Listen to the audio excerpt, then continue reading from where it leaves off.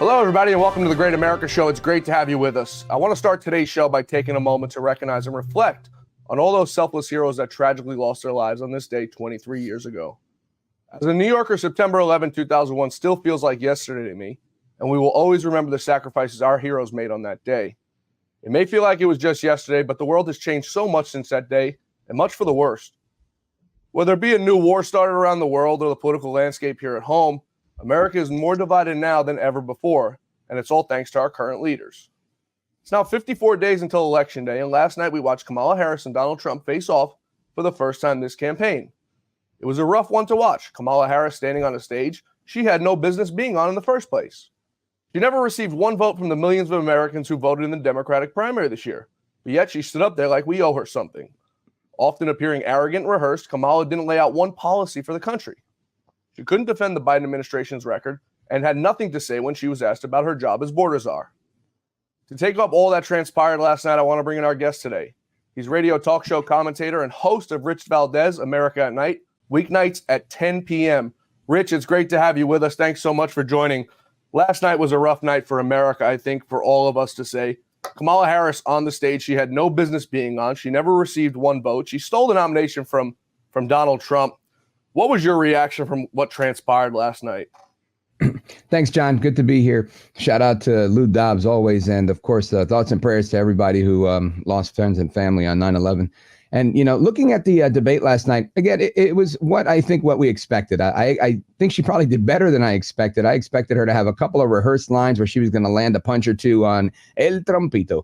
But it seemed like it was like WWE wrestling. It was not only her landing a couple of punches on Trump, it was her and then tagging in David Muir and Ashley Davis. And it was a total 3-on-1. There was no referee to kick them out. So it was disappointing to say the least. I think Trump was incredibly frustrated, not only on behalf of the American people, but at the situation.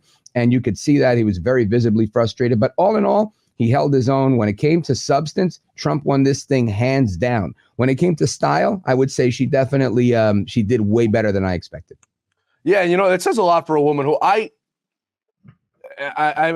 say this, I guess, in the most respectful way. I don't think she's a very classy woman. Hillary Clinton, I can't stand Hillary Clinton, but Hillary Clinton carries herself and she has class. Kamala Harris, when she's lost, you can tell she stands up there and she smiles and she cackles. Even this morning, I saw her at the 9/11 memorial, and she's sitting there laughing and smiling with Joe Biden, which doesn't say much because he doesn't really know where he is or what's going on. As for policy, I want to play this shot for everybody. This is how Kamala Harris opened up the debate when she was asked the first question. Just take a listen to the deflection. When it comes to the economy, do you believe Americans are better off than they were 4 years ago? So I was raised as a middle-class kid, and I am actually the only person on this stage who has a plan that is about lifting up the middle class and working people of America. I believe in the ambition, the aspirations, the dreams of the American people. And that is why I imagine and have actually a plan to build what I call an opportunity economy. Because here's the thing. We know that we have a shortage of homes and housing, and the cost of housing is too expensive for far too many people. We know that young families need support to raise their children, and I intend on extending a tax cut for those families of $6,000, which is the largest child tax credit that we have given in a long time, so that those young families can afford to buy a crib, buy a car seat, buy clothes for their children. Rich, the question was, were you better off 4 years ago than you are today? Kamala Harris instead going off into a rant about what she's going to do. Your thoughts? So at no time did David Muir or Ashley Davis say, oh, Madam Vice President, but with all due respect, the question was, right? They did that to Trump time and again, trying to get him on. And if he didn't answer what they wanted or how he wanted, they would chime in with their own facts at the end and try and fact check him or, pseudo fact check. Especially around abortion. Yeah, especially on that topic. And the one with the illegal immigrants and the dog. So the whole thing was just, it was so bizarre. But ultimately, she didn't answer the question. She comes out with these platitudes. She used it as a chance for a campaign stump speech, which, again, I don't blame her. I would do the same thing. Yeah, if I had no plan and I knew that I was going to contribute to inflation like I have for the last 4 years, I would absolutely say, well, look at this great head of hair that I have. I'm an incredibly handsome person, right? But that's all she has going for her. And I think people saw through that. Yeah, I think the truth the truth of the matter is, Rich, the American people are hurting. We have new inflation numbers out today. And it only was up 2.5. Oh, let me freeze in there. Did I lagged up there? I don't know. Maybe. I think I did. All right, I'm going to pick up. The truth of the matter is, Rich, that the American people are hurting. They are feeling the wrath of the Biden administration. And new inflation numbers out today. Well, inflation only rise to 2.5%. That's nothing. Well, when President Trump left, inflation was at 1.4%. If the American people don't see through this phoniness of the Kamala Harris and Biden administration, then I think they're the fools for what's going on. Trump asked Kamala why she hasn't done what she's said she's going to do. They are in power right now. Joe Biden is the president of the United States, so they can do whatever they essentially want. I mean, they've done it on student loan forgiveness and a bunch of other radical Marxist Dems things. Take a listen to this.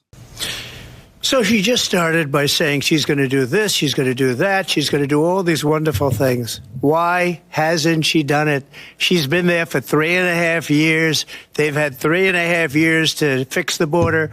They've had 3.5 years to create jobs and all the things we talked about. Why hasn't she done it? She should leave right now, go down to that beautiful White House, go to the Capitol, get everyone together and do the things you want to do, but you haven't done it and you won't do it because you believe in things that the American people don't believe in. You believe in things like we're not going to frack. We're not going to take fossil fuel. We're not going to do things that are going to make this country strong, whether you like it or not. Germany tried that, and within 1 year, they were back to building normal energy plants. We're not ready for it. We can't sacrifice our country for the sake of bad vision. But I just ask one simple question. Why didn't she do it? We're a failing nation.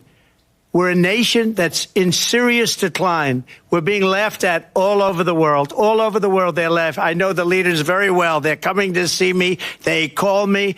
We're laughed at all over the world. They don't understand what happened to us as a nation. We're not a leader. We don't have any idea what's going on. We have wars going on in the Middle East. We have wars going on with Russia and Ukraine. We're going to end up in a third world war, and it'll be a war like no other because of nuclear weapons, the power of weaponry. I rebuilt our entire military. She gave a lot of it away to the Taliban. She gave it to Afghanistan. What these people have done to our country, and maybe toughest of all, is allowing millions of people to come into our country. Many of them are criminals, and they're destroying our country. The worst president, the worst vice president in the history of our country. Rich, he brings up a very good point there. When Trump left office, he left us with a secure border. He left us with 1.4% in inflation. He left us with gas that was $2.40 a gallon nationwide. He left us with mortgage rates that were 2.7%. You look now, the average interest rate to buy a home is 7 to 8, 9, maybe 10% for people who have worse off credit. Gas, I drive a Jeep Wrangler, Rich, under Trump. I think it was like $40 to fill up the car regular. I can't get out of the gas station for less than $65. Inflation, you go to buy, President Trump said last night, a pack of bacon or eggs, and you're feeling it. The Americans are feeling it. Why hasn't Kamala Harris and Joe Biden already done what they promised they're going to do, lower inflation to secure our border? Well, obviously, they don't know how. They've created the problem. They say they know how to fix it. And honestly, that's all she does is say she knows how to fix it. The reality is every time she's asked about why things are bad, she just joins you. You're like, oh, my gosh, Kamala, I can't afford it. I know the American people are just so tired. We're paying way too much. Right. And this empathetic approach, I guess, will fool some people because some people really just don't know how things work. And that's OK. But it's not going to fool everybody, especially people that have money. People that understand how money works, people understand how inflation works. That's not going to work. It's not going to fly. There's a lot of people that listen to talk radios, a lot of people that watch television and follow the news, and they're looking at her thinking, scratching their head, what is going on with Kamala Harris? So I think these are really weak responses. And Trump, he nailed her on it. right? He said, then why haven't you done anything about it? I would have loved it if he would have said that, she contributed to the problem that, we created. And he did later on say, I left the best inflation, I left this and that. And that's great. I think maybe a little bit of a softer tone and a little bit more ridicule would have actually helped, where he just kind of came across as so frustrated. But I guess I think he was mirroring the energy that the American people have, because I think a lot of people watched this debate and they were also equally frustrated. I think President Trump had every right to be frustrated. As I said earlier, Kamala Harris had no business being up on that stage in the first place. She never received one vote in a primary from the 2020 election, the 2016 election, or the 2024 election. Rich, we're going to take a quick break here. When we come back, I want to talk about, you had mentioned people eating ducks, specifically the Haitian migrants eating ducks in Springfield, Ohio. We're going to break that all down and more debate coverage when we return. Stay with us. We're coming right back. We're talking with Rich Valdes. When I started MyPillow, it was just a problem solution, one product company. Well, since then, with the help of my dedicated employees, we now have hundreds of products, some you might not even know about. To get the word out, we're having a $25 extravaganza. 2-pack multi-use MyPillows, $25. MyPillow sandals, $25. And for the first time ever, our 6-pack towel sets, you guessed it, just $25. Our brand new 4-pack dish towels, $25. And I've never done this before. Premium MyPillows with all new Giza fabric, any size, any loft level, even king size for only $25. And there's so much more. So go to MyPillow.com or call the number on your screen. Use your promo code for our $25 extravaganza. Order $75 and over. Your entire order ships absolutely free. We're back. We're talking with Rich Valdes. And Rich, right before we went to break, I mentioned President Trump last night brought up the story that we've all been following, that Haitian migrants, according to a Springfield, Ohio resident, Haitian migrants have been seen in their parks cutting off the heads and eating ducks. Some neighborhood people also saying, reporting their cats missing, and that same resident looked over her neighbor's fence, which happens to be where some Haitian migrants live, and saw the little old cat hanging on a tree, draining out its blood as if they were about to eat it next. Everyone went crazy. David Muir, and you know what? It's sad because I watched, I guess it was CNN. J.D. Vance went on CNN last night in the spin room, and he asked a simple question to the moderator, to the anchor. This is a news story. Instead of sitting here saying it's not true, because it's now from multiple sources, right? The only people we're hearing it's not true from is the mainstream media. The Ohio city commissioner said it's unconfirmed, so they don't have substantial evidence yet to confirm that it's true. But it doesn't mean it's not happening. It's the media's job. It's our job to go out there and figure out what the hell is going on. Your thoughts about what's going on out in Springfield, Ohio? So listen, I two things on this. Number one, I think Vance nailed it, right? He was very calm. He was very collected. And he said, look, it's a story. And exactly what you said. We have to figure out what's going on here. To just dismiss it out of hand, it seems more like an attack on Trump to just say like, oh my gosh, you don't know what you're talking about. You're nuts. This is fake, phony, and fraud, which I think is 100% right. The second part of that is, look, people who grow up in poverty in other parts of the world, right, do things differently. And I know that, listen, I have some Cuban friends that were joking. We were together one time and they were joking about how, poverty is so real in Cuba that they had a neighbor that had a cat. And they were like, guess what happened to that cat? And the joke was, the lady was like, have you seen my cat? And he was like, no, I'll help you find her. But meanwhile, he said, that cat was in our stew and it was delicious. Oh, no, you ate Garfield? Yeah, these guys ate Garfield. So, and they're doing well in America now. And what's so crazy about it is, I'm listening to a story like that. And I'm like, listen, I grew up with cockroaches and mice in Brooklyn, New York. And it wasn't quite the projects, but it was a big apartment building. And I thought we were poor. When you hear those stories, you're like, man, I feel like a millionaire compared to these guys. So I don't know what it's like to live that way, but I know people who have, and it's not a far cry at all to think that somebody's capturing things. I also saw the story in the New York Post about these guys that shot the bald eagle. And I'm thinking, what did they do? Did they want to taxidermy? Did they want to eat it? I don't know the full story, but I do know they got caught and they had the rifle and everything. And just, this is weird stuff, right? Yeah. It's just weird stuff is happening when you have people that have different customs than you have. and we have many because we're bringing in people from 150 or 160 nations around the world, you're bound to run into things that you haven't run into before. And I understand. I have some Ecuadorian friends, and I always joke with them that they eat guinea pig. Queed, yes. They call it and I tell them they eat rats. And I mean, it is what it is. But down in Florida, I lived in Florida for quite a while. The people down there, some people eat iguana. There's an oversaturation of iguana, so they go out. In Puerto Rico, they call it pollo de mata, chicken from the tree.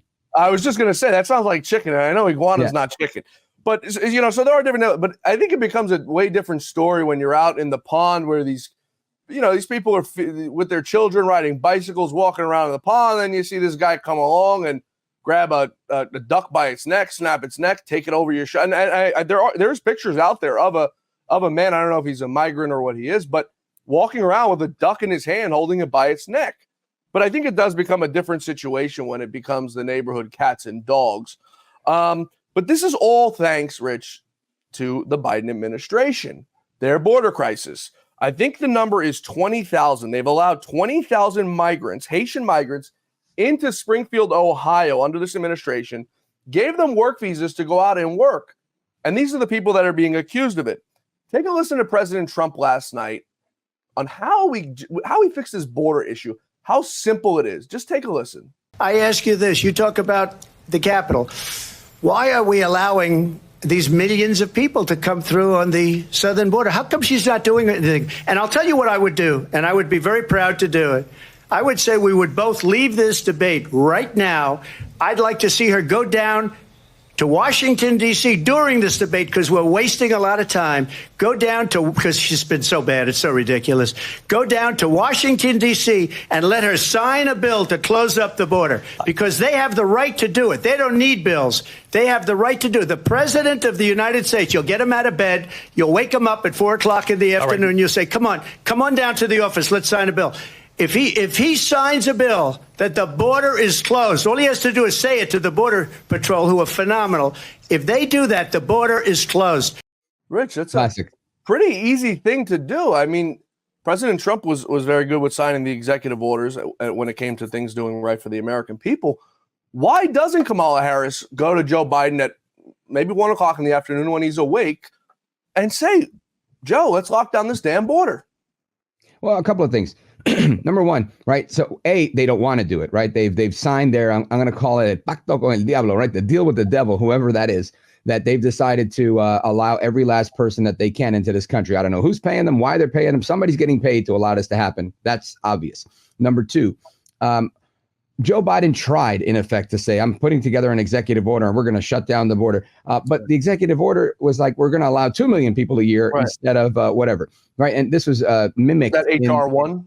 Right. In the legislation that they put together, it was very similar in nature. So you look at this and you think they don't really want a solution. They want to make it look like there's a solution when every last person that's ever been at the border, from Mark Morgan to the head of the Border Patrol Union at the time, all of these guys came out and said, this thing is fake, it's phony, it's fraud.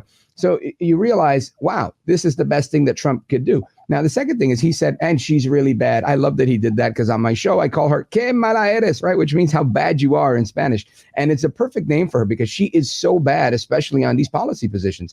So the fact that he says, we're going to go and wake Biden up at 4 o'clock in the afternoon, which is a great ding. I don't think anybody laughed. There was no audience. Had there been, of course not. Why would there be an audience, Rich?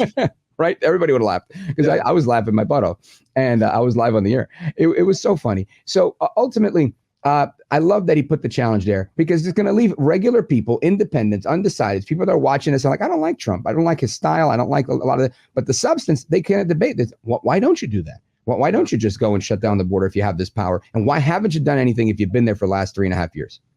Well, according to Kamala Harris, and I want to play this next soundbite, according to Kamala Harris, Trump is to blame for the border for killing that HR 1 bill. Now, that HR 1 bill, for everyone who doesn't know what it is, it was a bill that said X amount of migrants are allowed to come into the country each day, and then we shut down the border. That's not border control. That's slowing the mass migration, but that's not shutting down the border. So when she comes out here and says, whoa, Donald Trump and the Republicans are the one who killed the bill. No, that's not border control. That's to say you're doing something. That's to put out a strongly worded press statement to say we're shutting down the border, this, and this.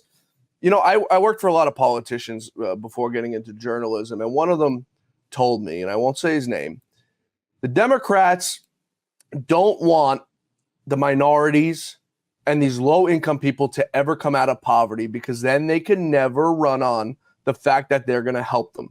Because once these people get out of poverty and once these people see the light at the end of the tunnel that the Democrats promised them for 100 years, they will never vote Democrat again. And it's honestly the smartest thing. I want to play this soundbite on who Kamala Harris blames for this border crisis.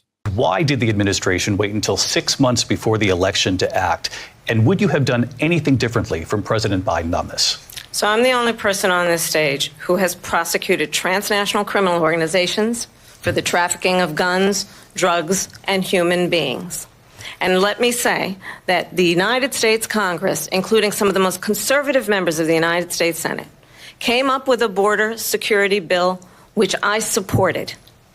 And that bill would have put 1,500 more border agents on the border to help those folks who are working there right now overtime trying to do their job. It would have allowed us to stem the flow of fentanyl coming into the United States. I know there are so many families watching tonight who have been personally affected by the surge of fentanyl in our country. I mean, she's so full of crap. It's unbelievable. What the hell is 1,500 more immigration agents going to do when you have 11, 12,000 people coming in a day at miles and miles and hundreds of miles across the border? I mean, are the American people really this dull to the fact of what this woman has done? Well, I think there is a portion of Americans that are, because they're like, well, you know, Taylor Swift said that Kamala's great, so we should go with Kevin Malaitis. But I think the important thing here is messaging. And when you're Trump, right? Trump is one guy with a great movement behind him, but he's running against the media. He's running against the entire Democrat Party and every part of their machinations in higher ed and everywhere else, the left within the media, et cetera. And he's running against these ideas that are counterproductive. And for many, they strike an emotional part of their body, right? I saw this video yesterday on Instagram, and this guy's like, I'm voting for Kamala Harris. It's a young gay guy. And he's like, I'm voting for Kamala Harris because of abortion. Right. And they're going back and forth, and this guy's never going to get an abortion. This guy doesn't even have kids. Well, Rich, you can't have a position. You can't say come that. on. Sorry, I got to stop you right there. You can't say that. Are you telling me men can't get pregnant? Where I come from, yes. You're a damn liar. It doesn't happen. I mean, it's truly unbelievable. The Taylor Swift thing was so stupid and I mean, so rehearsed. Nobody cares what Taylor Swift thinks. I mean, the people with the brains, the American people who will be voting in this election, I think they understand. When we were playing that side, I want to just fill you in on something that just came through, and we're going back to the geese story. There's now the Federalist has now obtained an audio from a 911 call of a local resident reporting a group of Haitians carrying geese. The local resident says, quote, I'm sitting here, I'm riding on the trail, I'm going to my orientation for my job today, and I see a group of Haitian people. There was about 4 of them, and they all had geese in their hand. The unidentified caller told the dispatcher. So now why does it take people like the Federalists to do something like that? Because they're a conservative organization and they're, good for America. Why does it take them to do something like that and not one of these multi-million, billion-dollar corporations like Fox News, ABC, Disney-owned ABC, I should say, CNN? I mean, what is wrong with the media, Rich? Well, I think, number one, kudos to Sean Davis and everybody at the Federalist. They always break news and they're always on top of things and doing the job, right? And here they did the job. Instead of being like David Muir going, let me go to the government and say, hey, do you guys have a problem? Nope, no problem. Okay, great. We don't know if there's a problem. They actually said, you know what? Let's get these 911 tapes. Let's see what's going on. Oh, wow. Lo and behold, there are people calling in with reports on this. That's a story. And that's something now you want to track down the guy. You want to go, did the police investigate after that? How did you respond to this? What did you find? Are there cameras in the area? See what's happening. None of that was happening. David Muir didn't care about that. He just wanted to make it look like, hey, you're fake, phony, and fraud. Trump doesn't know what he's talking about. And that's their goal. And that's why I think a lot of people, including Trump, were saying this thing was a 3-on-1. It was unfair. I heard some rumors, I don't know if they're true, maybe you could confirm, that the Harris team at the end of the night was saying they wanted to do it again because they thought they did so well. If that's true, praise God, amen, hallelujah, because I think this is exactly what the American people need. I think we should have no less than 3 debates. And then I think we'll be in really good shape. I don't know if I agree with you on that. Another wise politician that I once worked for told me when you're ahead, you should never debate. It does you no good. Yeah. You're already ahead. President Trump is ahead, and I think the debates only hurt him. Last night he did okay. It wasn't his best debate performance. Yeah. I think his best debate performances were in 2016 when he went up there and just absolutely knocked down 15 other Republicans. I mean, the guy caused friggin' hell, and he was funny as hell doing it. Yeah. That was missing last night, his humor, because he was so frustrated he wasn't being funny. Had he been funny, there was so much to make fun of with her, right? Yeah. But I get it. And that's why I'd love to see another round, because if he could be funny and really ridicule these things for how ridiculous they are, I think that really sheds a lot of light on things. Ultimately, that's why he has this movement that he has, because he brings something to the table that nobody really brings. Almost Reagan-esque, humor, intellect. He can go for hours, like you saw at the New York Economic Club, on serious monetary policy, and then switch it right up and talk with a group of conspiracy theorists and make them laugh their butts off. That's Trump. Very few can do that. Yeah, the thing, if I were the one preparing President Trump for the debate, I would have told him to look at her and ask her one simple question. And I think this would resonate with the American people. What are you doing on this stage? How did you get here? I think she would have sat there very dumbfounded and not know what was going on. We're going to take a quick break here, Rich. When we come back, I want to talk about January 6th. President Trump standing up, and I was so happy to see him do it, standing up for those January 6th political prisoners and going after Kamala Harris for politically persecuting these people. Also, as you might have expected, Kamala Harris taking no responsibility whatsoever for the botched Afghan withdrawal. Unbelievable. We're talking with Rich Valdes. We're coming right back. Stay with us. When I started MyPillow, it was just a problem solution one product company. Well, since then, with the help of my dedicated employees, we now have hundreds of products, some you might not even know about. To get the word out, we're having a $25 extravaganza. 2-pack multi-use MyPillows, $25.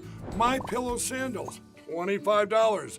And for the first time ever, our 6-pack towel sets, you guessed it, just $25. Our brand new 4-pack dish towels, $25. And I've never done this before. Premium MyPillows with all new Giza fabric, any size, any loft level, even king size for only $25. And there's so much more. So go to MyPillow.com or call the number on your screen. Use your promo code for our $25 extravaganza.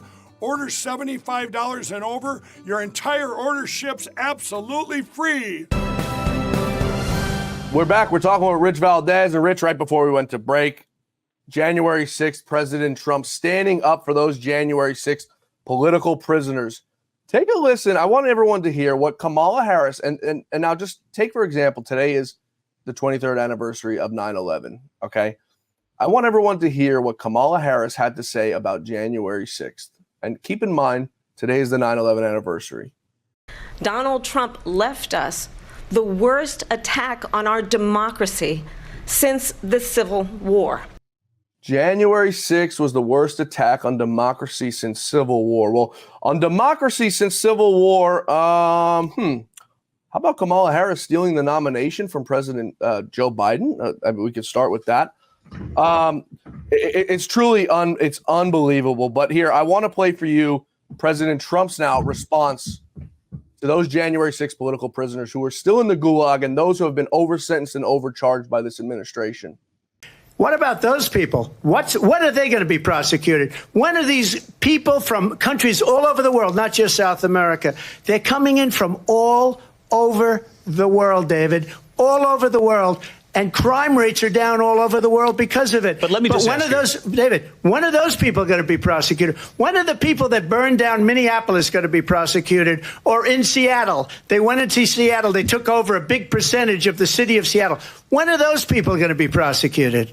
So when are they, Rich? Like I said, we still have hundreds of people. I get text messages and Twitter messages weekly from some of them who are still sitting in the D.C. gulag. One from one of them yesterday who had shot me a message and said, I'm so happy President Trump stood up for us last night. And I was so thrilled because it's not an issue, much like abortion, it's not an issue that resonates very well with the voters because people are very divided on it. January 6th, some people think it was the worst day in history. Obviously, it wasn't.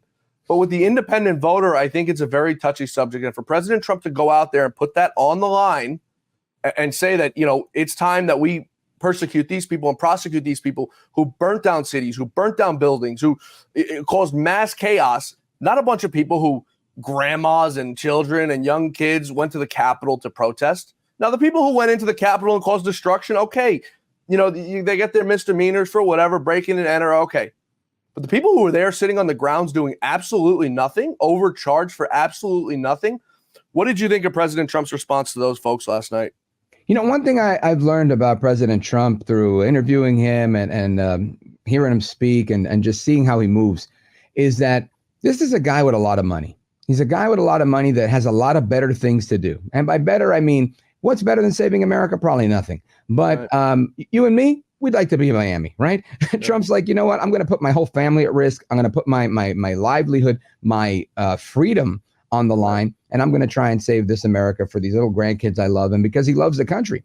And, you're a New Yorker like me. These things go a long way. I've seen plenty of people break out into fistfights over flags hitting the floor and people disrespecting the flag. That's kind of how it is where we come from. So it doesn't surprise me in the least that he's doing what he's doing. So when he's asked a question and he has to tell the truth, he's going to tell the truth. Because one thing about Trump, the guy really doesn't care what you think. He never has, right? The same thing they fault him with, the bravado, this and that, no filter. It's the same. He doesn't care. So he's going to tell the truth. And I'm glad he stuck up for what he believes in.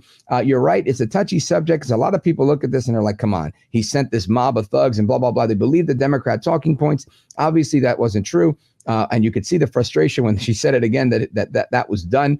And he tried to correct the record. But it must be infuriating for people to constantly say something about you and you feel limited in your ability to respond when you have the ability to erect skyscrapers and change the New York skyline, like the one that's right behind you, and think this is what he's done with his life, and still they could lie about him with impunity. And it really is infuriating. But ultimately, he did the right thing. I think, and this may go to because he's not a politician, I think he's the only president we've had that I could remember, maybe aside, and I wasn't around for Ronald Reagan, but that I can remember that actually has a conscience. The man actually has a heart. The last time I saw President Trump, I think was probably back in March at Mar-a-Lago. I went down with Lou and his wife, and Lou had interviewed President Trump. And we did this whole interview, and there was a camera crew with us of, I'd say, maybe 8 or 9 people. After the interview, he had a busy schedule, Trump. Every day is a busy schedule for him. He's place to place to place to place, phone calls, this, that. After the interview, President Trump stopped. He said, who wants to take a picture? Anyone want to take a picture? And I've seen him do this multiple times. Who wants to take a picture? And now, none of us like to ask to take pictures because it's you're impinging on his time. No, you're there, and plus you're there working. You don't want to seem like that guy. So Trump, not his aides, Trump stopped everything and said, "Who wants to take pictures?" Everyone lined up to take pictures. Some of the camera crew guys brought things to sign. I didn't bring anything because I've got way too much of it. But so going forward, whatever, we all take pictures. Lou was talking with the president for a bit. He asked the president, I think, for a hat for one of his family members. Trump goes, you know what? Let's go take a walk. I want to show you my office. So Trump looks at me. He goes, John, come on, let's go. We start walking now around Mar-a-Lago. It's no Secret Service. And there's a picture of this on Lou's, God rest his soul, Twitter, of Lou, his wife, and Trump walking down a walkway at Mar-a-Lago. We're walking down Mar-a-Lago, and Trump is showing us. And now this is who Trump is. He's got that New York real estate mentality. It's baked in his brain. He's walking around. He's showing us a bathroom he had just built that he was so proud of at Mar-a-Lago that he was able to get the permits to build this damn bathroom at Mar-a-Lago. So he shows it to us. We walk towards the ballroom where Trump's office is.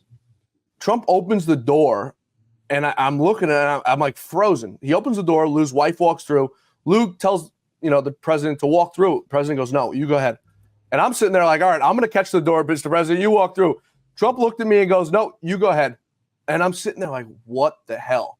So now we go up to President Trump's office. Lou and his wife walk up behind President Trump, and I go behind them to follow him. And finally, Secret Service catches up with us, and Secret Service stops me. And they go, no, the president invited Lou and his wife up there. The president turns around and goes, come on, let's go, John, and walks upstairs. But that's the side of him that people don't get to see. Another issue President Trump talked about last night was the Afghan withdrawal, the botched withdrawal, who he's taken issue with because 13 U.S. service members were killed, billions of dollars of military equipment left there, and now they're rebuilding the Taliban and what comes with it, whatever terrorist organizations funnel out of it. Maybe ISIS comes back. President Trump already destroyed it once. Take a listen. David Mura, maybe the only honest question of the night, asking Kamala Harris if she takes any credit, or Joe Biden, for the botched withdrawal. I do want to ask the vice president, do you believe you bear any responsibility in the way that withdrawal played out? Well, I will tell you, I agreed with President Biden's decision to pull out of Afghanistan. 4 presidents said they would, and Joe Biden did. And as a result, America's taxpayers are not paying the $300 million a day we were paying for that endless war.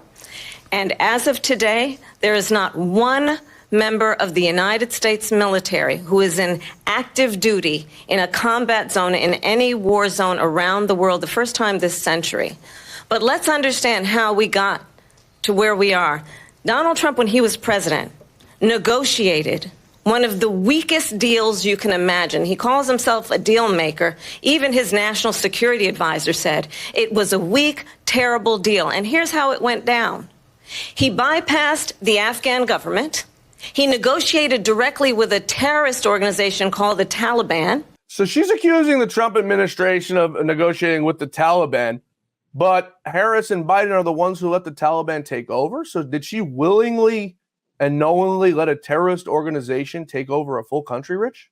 Well, I mean, undoubtedly. But I think the bigger question is, don't her and her boss, Joe Biden, constantly cut deals with the Iranians and allow them to make money hand over fist? Or even with Putin, look at all the money Putin's made with oil sales. He didn't make that stuff with Trump, right? Trump sanctions were definitely hurting Putin and making sure that he wasn't cutting deals with the Iranians, which he's doing now. So the reality is they are literally emboldening the axis of evil. I don't know if they're just inept or if they're complicit in the problem, but obviously their policy is ineffective. And for her to sit there and try and put everything on Trump, I mean, it's artful. You could see her courtroom prosecutor days making her closing argument. I don't know how many people or how many judges she swayed, but I wasn't swayed by it. I think anybody who has eyeballs, and you've seen what's been going on the last few years, if you have a pocketbook, a bank account, an app with how much money you have, everybody's going to know on election day who they need to vote for. And I suspect it's not going to be Kamala Harris. I mean, like I said, I think the American people realize she's just not genuine. Everything about her is phony. She's got the highest turnover rate of any vice president in history with staff because people just cannot work with her. We've all worked for people who are very tough. My last boss, God rest his soul, Lou Dobbs, was the hardest boss I've ever had. But you know what, Rich? It was the most rewarding thing. And I never saw myself working for anyone else. I said to myself I was going to be with Lou to the day he decided to hang it up because, like I said, there's a difference between working with someone who's a hard boss who teaches you and is hard on you because they want you to be better. And there's a difference between a boss who's just degrading. And we've all had them, degrading, condescending. And I mean, you could see right through it that Kamala Harris is just not a good person. I think I see her husband around her and I feel bad for the guy because I'm like, this guy looks terrified. President Trump was on Fox and Friends this morning. I don't know why he goes on that show. It's a panel of 3 Democrats. I mean, I'll leave out I forget her name, but we'll leave her out because she's but you don't like Kilmeade? I like Kilmeade. Brian Kilmeade's a Democrat, and Steve Ducey, I guess, is a chef. Guy's got a lot of cookbooks out. But Kilmeade at best is a damn rhino. He's not a fan of Trump. I think he doesn't like the fact that Trump's an alpha male, and he's very far behind. That's beside the fact. So they asked Trump if he would do a debate. And last night after the debate, Fox sent a letter to the Harris campaign and the Trump campaign asking if they'd both be interested in doing a debate with Martha McCallum and Brett Baier. Trump on Fox and Friends this morning told them, hell no. He's got no interest in sitting down with Brett and Martha. He'll sit down with Sean. He'll sit down with Laura Ingraham or Jesse Waters. Do you think in any world Kamala Harris agrees to a Trump debate on Fox News with any host? Yeah, I don't. And I think she's already said as much that she won't. I think Fox just wanted to get some mileage out of this. And the reality is, I do think Trump would take the debate with Martha. And even though he said no, I think if Kamala said yes, he'd say, I'll be there. Right. Because that's who he is. He wants to bring the fight to her. He wants to have the conversation. And against conventional wisdom, right? He is up. He's up in the New York Times poll, New York Times Siena. He's up in the, as of yesterday, he's also up in the Marist poll.